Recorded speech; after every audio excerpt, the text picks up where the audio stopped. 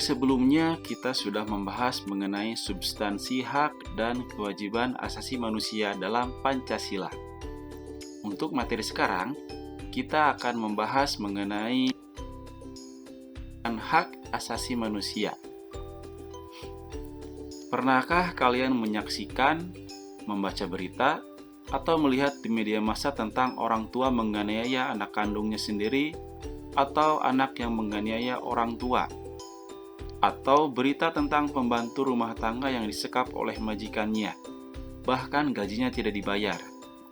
Itu semua merupakan contoh kasus pelanggaran hak asasi manusia.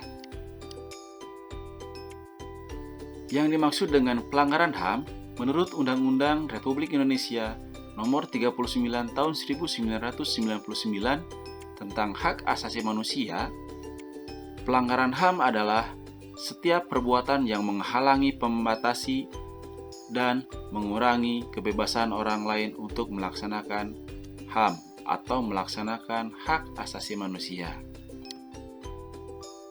Yusnawan Lubis dan Muhammad Sadeli, pelanggaran HAM disebabkan oleh faktor-faktor berikut ini, yakni ada faktor intern dan faktor ekstern. Nah, untuk faktor intern, 1. Sikap egois, yaitu sikap mementingkan diri sendiri. 2. Rendahnya kesadaran tentang HAM. 3. Sikap tidak toleransi, yaitu sikap tidak mau menerima perbedaan yang ada. Kemudian untuk faktor ekstern, 1. Penyalahgunaan kekuasaan. 2. Ketidaktegasan aparat penegak hukum.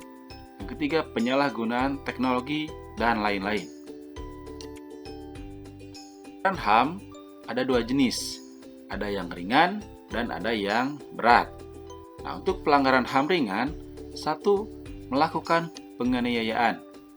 Yang kedua, melakukan hal yang berakibat mencemarkan nama baik seseorang. Yang ketiga, menghalangi seseorang untuk menyampaikan aspirasinya. Yang keempat, melakukan aksi kekerasan dengan pemukulan dan lain-lain. Nah, untuk pelanggaran HAM berat, 1. Ada genosida, menghancurkan seluruh atau sebagian kelompok bangsa, ras, etnis.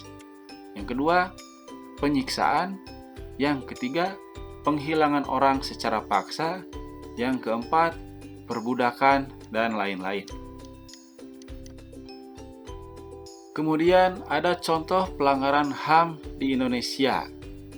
Salah satunya peristiwa Talang Sari 7 Februari 1989, tepatnya di Lampung Timur. Peristiwa Talang Sari menewaskan 130 orang. 77 orang dipindahkan secara paksa atau diusir. 53 orang haknya dirampas secara sewenang-wenang.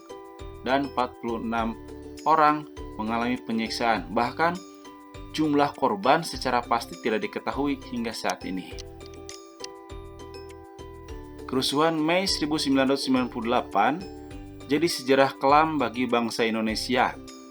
Pelanggaran HAM secara besar-besaran terjadi pada saat itu. Satu di antaranya yaitu tragedi Trisakti yang menewaskan 4 mahasiswa Universitas Trisakti pada 12 Mei 1998, 13 Mei sampai 15 Mei tahun 1998 menyusul peristiwa-peristiwa pelanggaran HAM lainnya yang dikenal dengan kerusuhan Mei 1998. Nah, itu merupakan beberapa contoh pelanggaran HAM yang ada di Indonesia. Nah, sekarang untuk tugas ketiga. Nah, coba kalian secara mandiri mengerjakan tugas tersebut.